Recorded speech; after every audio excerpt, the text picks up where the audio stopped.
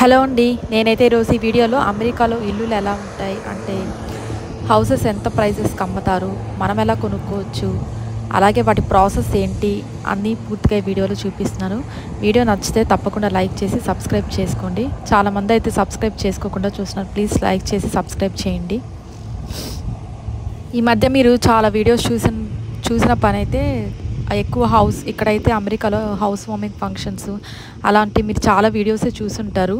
ఇక్కడ own house కొనడం అంత ఈజీనా అని వీడియో అయితే చెప్తున్నాను. సో ఫస్ట్ పాయింట్ ఏంటంటే ఇక్కడ ఫస్ట్ స్కూల్స్ కన్సిడర్ చేస్తారు. అంటే స్కూల్స్కి ఎక్కువ ఇంపార్టెన్స్ అనమాట.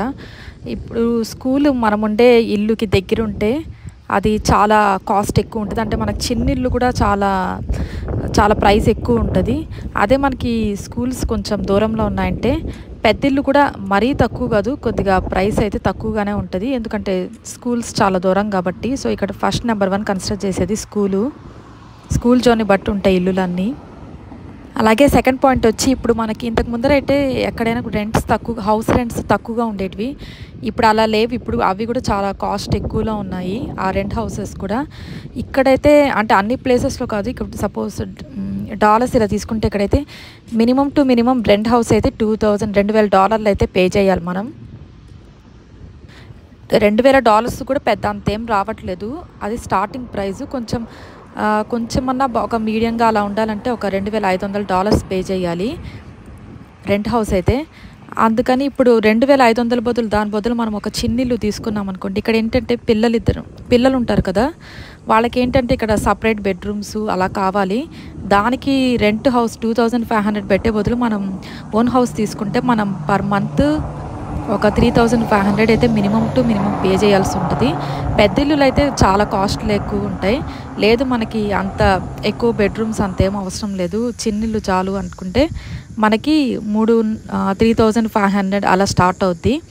అందుకని దానికంటే ఇది రెంట్ హౌస్ కంటే ఓన్ హౌసెస్ ఇంకా $1,000 ఎక్స్ట్రా అని అందరు ఇప్పుడు ఓన్ హౌసెస్ ప్రిఫర్ చేస్తున్నారు రెంట్ హౌసెస్ కంటే. ఇది సెకండ్ రీజను. అలాగే ఇక్కడ మనం డౌన్ పేమెంట్ అంటే ఫస్టే మనం పే చేస్తాం కదా, మనం ఎక్కడైనా ముందరే పే చేయాలి కదా కొంచెం అమౌంట్. అంటే ఇల్లు చేరే స్టార్టింగ్లో కొనినప్పుడు అది ఇండియాలో అయినా ఎక్కడైనా మనం పే చేయాలి కాబట్టి ఆ డౌన్ పేమెంట్ ఏంటంటే ఇక్కడ మరీ ఎక్కువ అయితే ఉండదు. అంటే మరీ లక్షల డాలర్లు అలా ఏం కట్టాల్సిన అవసరం లేదు. మనం కొంచెం అమౌంట్ కడితే అంటే ఇల్లుని బట్టి కొంచెం పెద్ద ఇల్లు అయితే కొంచెం ఎక్కువ అమౌంట్ పే చేయాలి, లేదు చిన్న ఇల్లులు అయితే కొంచెం తక్కువే పే చేయాలి డౌన్ పేమెంట్. అలాగే డౌన్ పేమెంట్ కూడా తక్కువే కాబట్టి ఇక్కడ. అలాగే మనం రెంట్ హౌస్తో పోలిస్తే మనం ఎక్స్ట్రా ఒక $1,000 అంటే చిన్నిల్లు మీడియంగా ఉండేది చెప్తున్నాను, $1,000 ఎక్స్ట్రానే కాబట్టి ఓన్ హౌస్కి అయితే పే చేయొచ్చు. కాబట్టి అందరూ ఇప్పుడు ఓన్ హౌసెస్ ప్రిఫర్ చేస్తున్నారు. అందుకే చాలామంది ఇల్లులు కొనుక్కోగలుగుతున్నారు ఇక్కడ. నెక్స్ట్ పాయింట్ ఏంటంటే ఇక్కడ అమెరికాలో తీసుకుంటే ఇక్కడ మనకి చిన్నప్పటి నుంచి ఇక్కడ స్లీప్ ఓవర్ అంటే ఓకే ఫ్రెండ్స్ ఉంటారు కదా, ఇప్పుడు అదే కమ్యూనిటీలో దగ్గరలో ఉన్న వాళ్ళు అలా నైట్ అలా మన ఇంటికి వచ్చి లేదా మన పిల్లలు వాళ్ళ ఇంటికి వెళ్ళి అలా పడుకుంటుంటారు. మనకి రెంట్ హౌసెస్లో అన్ని రూమ్స్ ఉండవు కాబట్టి అలా ఏం కుదరదు. ఓన్ హౌసెస్లో ఉంటేనే మనకి రూమ్స్ ఉంటాయి, ఎక్స్ట్రాగా ఉంటాయి కాబట్టి అలాంటివి ఉంటాయి. తర్వాత మీడియా రూమ్స్ అవన్నీ ప్లేయింగ్ రూమ్స్ అయితే ఖచ్చితంగా కావాలి కాబట్టి పిల్లలకి ప్లేయింగ్ రూమ్ మీడియా రూమ్ అయితే రెంట్ హౌసెస్లో ఉండవు. ఎందుకంటే అక్కడ just bedrooms, bathrooms, living room, kitchen మాత్రమే ఉంటుంది. ఓన్ హౌసెస్ అయితే ఉంటుంది. అందుకే అండి ఓన్ హౌసెస్ ఇప్పుడు అందరూ కొనగలుగుతున్నారు. Thanks for watching.